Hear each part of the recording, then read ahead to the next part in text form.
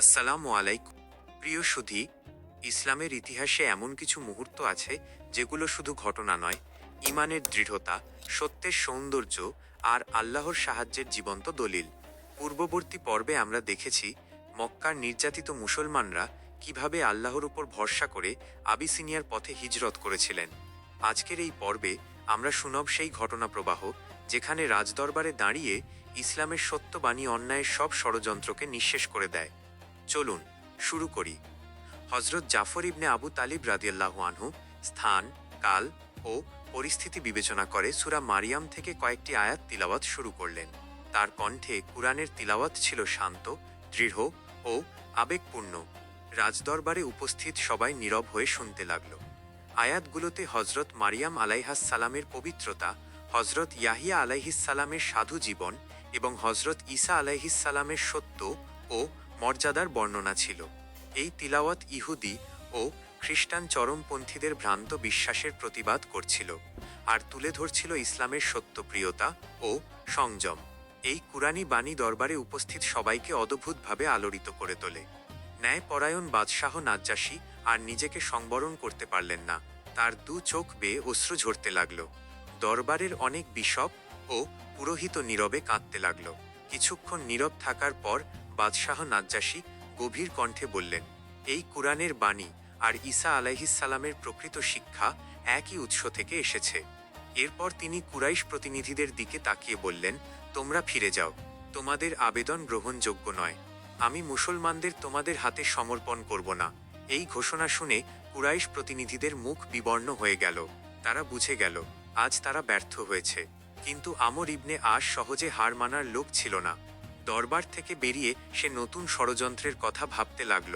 সে সঙ্গীকে বলল, মুসলমানরা ঈসা আলাইহিস সালামকে আল্লাহর বান্দা বলে, এই কথাই কাল আমাদের শেষ অস্ত্র হবে। পরদিন সকালে তারা আবার রাজদরবারে হাজির হল। বাদশাহ নাজ্জাশী মুসলমানদের পুনরায় ডেকে পাঠালেন। তিনি শান্তভাবে প্রশ্ন করলেন, ঈসা আলাইহিস সালাম সম্পর্কে তোমাদের বিশ্বাস কি? সবাই নীরব হয়ে গেল। এবারও হজরত জাফর রাদিয়াল্লাহু আনহু সাহস ও দৃঢ়তার সাথে সামনে এগিয়ে এলেন। তিনি বললেন, আমাদের নবী মুহাম্মদ সাল্লাল্লাহু আলাইহি ওয়াসাল্লাম যা শিক্ষা দিয়েছেন আমরা তাই বলি। ঈসা আলাইহিস সালাম আল্লাহর বান্দা, তিনি আল্লাহর রাসূল, তিনি মারিয়াম আলাইহাস সালামের পুত্র, তিনি আল্লাহর পক্ষ থেকে প্রেরিত এক মহান নবী। এর বেশি আমরা কিছুই বলি না। এই সমঝোত ও সত্য বক্তব্য শুনে বাদশাহ নাজ্জাশী আরও সন্তুষ্ট হলেন।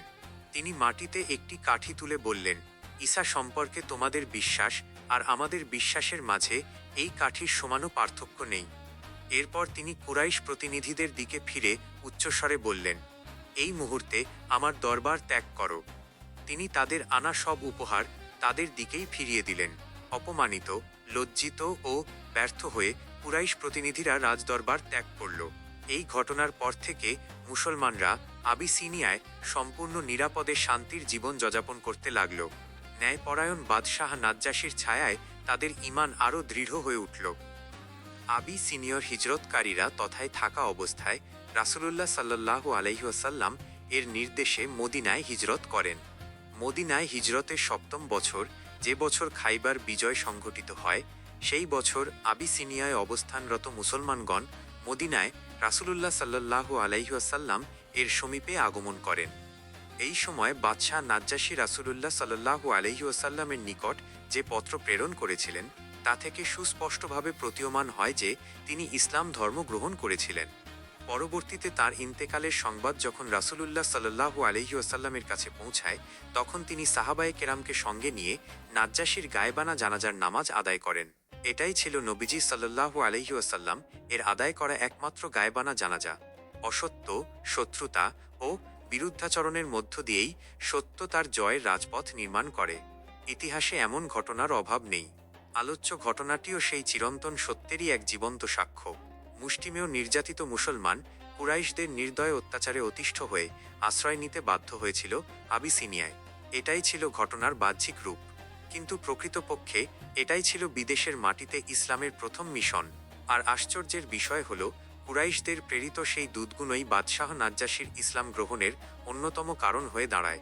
কুরাইশরা বিরাট প্রত্যাশা নিয়ে নাজ্জাশীর দরবারে দূত পাঠিয়েছিল। পুরোহিত, সমাজপতি ও শাসন ক্ষমতার ধারক হিসেবে তারা দৃঢ়ভাবে বিশ্বাস করেছিল নাজ্জাশী নিশ্চয়ই তাদের আবেদন রক্ষা করবেন। কিন্তু তাদের সেই আশা মুহূর্তেই ছাই হয়ে গেল। কুরাইশদের দূতেরা অপমানিত ও লাঞ্ছিত অবস্থায় ফিরে এলো। এই অপমানের সংবাদ শুনে কুরাইশরা ক্রোধে তেলে বেগুনে জ্বলে উঠল। কিন্তু তারা কিছুই করতে পারছিল না, কোনো কার্যকর পথ খুঁজে পাচ্ছিল না। কারণ যারা একবার রাসূল মুহাম্মদ সাল্লাল্লাহু আলাইহি ওয়াসাল্লামের দ্বীন গ্রহণ করে তাদের আর কোনো অত্যাচার, নির্যাতন বা প্রহার দমাতে পারে না। দ্বীনের জন্য তারা সব ত্যাগ স্বীকার করে, দেশান্তর সয় করে নেয়। কোনো ষড়যন্ত্র বা বাধা বিপত্তি তাদেরকে সত্য গ্রহণ থেকে ফিরিয়ে রাখতে পারে না, বরং এসব বিপদই ইসলামকে আরও দৃঢ় ও শক্তিশালী করে তোলে। নতুন মুসলমানদের সংখ্যা দিন দিন বেড়েই যাচ্ছিল। একদিন রাসূলুল্লাহ সাল্লাল্লাহু আলাইহি ওয়াসাল্লাম সাফা পর্বতের নির্জন স্থানে একাকী আল্লাহর জিকিরে নিমগ্ন ছিলেন।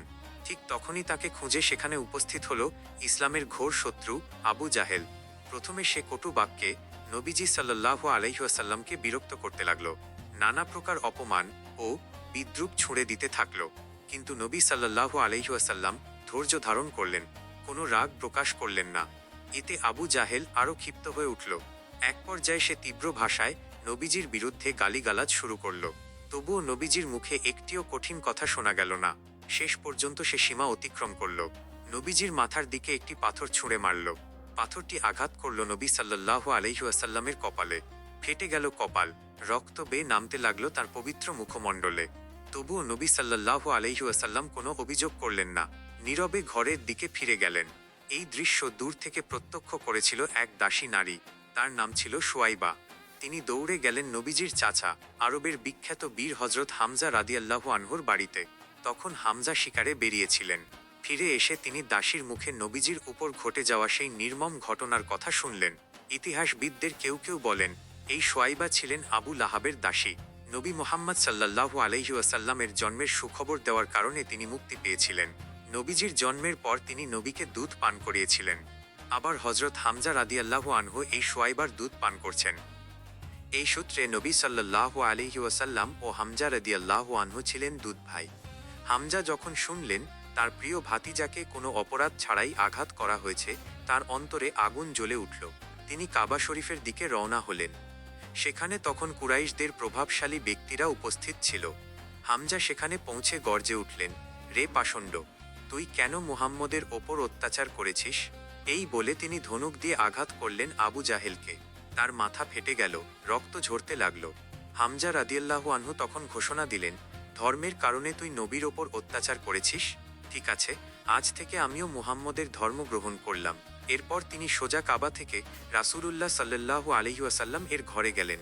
বললেন, প্রিয় ভাতিজা, আনন্দিত হও, আমি এইমাত্র আবু জাহেল থেকে প্রতিশোধ নিয়েছি। নবীজি সাল্লাল্লাহু আলাইহি ওয়াসাল্লাম শান্ত কণ্ঠে উত্তর দিলেন, প্রিয় চাচা, এতে আনন্দের কিছু নেই। তুমি যদি সত্যিই ইসলাম গ্রহণ করে থাকো তবেই তা হবে আমার জন্য সবচেয়ে বড় আনন্দ। এই কথা হামজার হৃদয়ে গভীরভাবে আঘাত করল। যে ঈমান আগে থেকেই প্রস্তুত ছিল এবার তা পূর্ণ শক্তিতে প্রকাশ পেল। তিনি ঘোষণা করলেন, হে ভাতিজা, সাক্ষী থাক, আজ থেকে আমি তোমার ঈমানের পথে।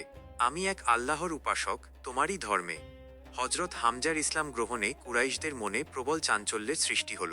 তারা বুঝে গেল মুহাম্মদের অনুসারীরা এখন আরও শক্তিশালী। এরপর তারা নবীজি সাল্লাল্লাহু আলাইহি ওয়াসাল্লাম কে দাওয়াত ও প্রচার থেকে বিরত রাখার নানান পন্থা অবলম্বন করল, কিন্তু কোনো কিছুই কার্যকর হলো না। দিন দিন মুসলমানদের সংখ্যা বেড়েই চলছিল। প্রতিদিন নতুন নতুন মানুষ ইসলামের ছায়াতলে আশ্রয় নিচ্ছিল। এই ধারাবাহিকতায় সর্বশেষ যে ঘটনাটি কুরাইশদের ভিত নাড়িয়ে দিল তা হলো আরবের বিখ্যাত বীর হজরত হামজা রাদিয়াল্লাহু আনহুর ইসলাম গ্রহণ। হামজার ইসলাম গ্রহণ কুরাইশদের শক্ত দুর্গের ভিত্তিকে কাঁপিয়ে দেয়। কারণ হামজা ছিলেন শুধু একজন মানুষ নন, তিনি ছিলেন সাহস, বীরত্ব ও শক্তির প্রতীক। তার ঈমান আনার মাধ্যমে কুরাইশরা বুঝে গেল মুহাম্মদ সাল্লাল্লাহু আলাইহি ওয়াসাল্লাম এর অগ্রযাত্রা আর সহজে থামানো যাবে না। এখন প্রশ্ন দাঁড়াল, কিভাবে মুহাম্মদ সাল্লাল্লাহু আলাইহি ওয়াসাল্লাম এর এই অব্যাহত গতিপথ রোধ করা যায়? প্রথমে তারা ভিন্ন পন্থা অবলম্বন করল। অর্থ, সম্পদ, ক্ষমতা, একটির পর একটি প্রস্তাব তারা মুহাম্মদ সাল্লাল্লাহু আলাইহি ওয়াসাল্লামের সামনে তুলে ধরল। কেউ বলল নেতৃত্ব দেব, কেউ বলল ধন সম্পদ দেব, কেউ বলল ক্ষমতা দেব। কিন্তু কোনো কিছুতেই কাজ হলো না। সব প্রস্তাব একের পর এক ব্যর্থ হলো। এই ব্যর্থতার প্রেক্ষাপটে কুরাইশ নেতারা নতুন করে চিন্তা ভাবনা শুরু করল। যখনই কোনো জটিল সমস্যা দেখা দিত, তারা দারুণ নাদুয়ায় একত্রিত হয়ে পরস্পরের সাথে মতবিনিময় করত আর অদ্ভুত সব সমাধানের পথ খোঁজার চেষ্টা করত। আজও তেমনই এক সংকটময় মুহূর্তে কুরাইশদের দারুণ নাদুয়ায় এক গুরুত্বপূর্ণ বৈঠক বসে। উদ্দেশ্য একটাই, মোহাম্মদ সাল্লাল্লাহু আলাইহি ওয়াসাল্লাম সম্পর্কে চূড়ান্ত সিদ্ধান্ত গ্রহণ। দীর্ঘ আলোচনা অনুষ্ঠিত হলো, কিন্তু উপস্থিত কেউই কার্যকর কোনো সমাধান বের করতে পারল না। সবাই ব্যর্থ। ঠিক সেই সময় এক বৃদ্ধ লোক সেখানে উপস্থিত হয়। জিজ্ঞাসাবাদে সে জানায় সে নজদ অঞ্চলের অধিবাসী। সবাই তাকে শায়েখ নজদি নামে অভিহিত করল এবং তার গুরুত্বপূর্ণ পরামর্শ কামনা করল। কিন্তু ইতিহাস সাক্ষ্য দেয়, এই শায়েখ নজদি আর কেউ নয়, মানবজাতির চিরশত্রু অভিশপ্ত ইবলিশ। সে উপস্থিত নেতৃবৃন্দের উদ্দেশ্যে বলল, তোমরা যে উদ্দেশ্যে এখানে একত্র হয়েছ তার একটাই সমাধান আছে, মুহাম্মদকে হত্যা করতে হবে, নতুবা তোমাদের ধর্ম, ঐতিহ্য, নেতৃত্ব ও কর্তৃত্ব কিছুই আর রক্ষা পাবে না। এই প্রস্তাব শুনে সভায় নীরবতা নেমে আসে। অবশেষে এই সিদ্ধান্তেই সবাই একমত হয় এবং ঘোষণা করা হয়, যে ব্যক্তি মুহাম্মদকে হত্যা করতে পারবে তার জন্য পুরস্কার হবে 100টি উট। এই ঘোষণা সভায় উপস্থিত সকলের মাঝে ছড়িয়ে পড়ে। ঠিক সেই মজলিসেই উপস্থিত ছিলেন হজরত উমর ইবনুল খাত্তাব রাদিয়াল্লাহু আনহু। তখনও তিনি ইসলাম গ্রহণ করেননি। তিনি ছিলেন দুর্ধর্ষ, সাহসী ও শক্তিশালী আরব বীর। পুরস্কারের ঘোষণা শোনামাত্র তিনি দাঁড়িয়ে বললেন, ঠিক আছে, আমি মুহাম্মদের শির এনে দেব। এই কথা বলেই তিনি উলঙ্গ তরবারি হাতে নিলেন। দুর্দান্ত সেই আরব বীর মক্কার রাস্তায় নেমে পড়লেন। তার উদ্দেশ্য ছিল একটাই, যেখানেই মুহাম্মদকে পাওয়া যাবে সেখানেই তার শির কর্তন করা হবে। এভাবেই উলঙ্গ তরবারি হাতে হজরত উমর রাদিয়াল্লাহু আনহু রাসূলুল্লাহ সাল্লাল্লাহু আলাইহি ওয়াসাল্লাম এর অবস্থানের দিকে অগ্রসর হতে লাগলেন। পুরো ঘটনা শুনতে পরবর্তী পর্বটি দেখুন।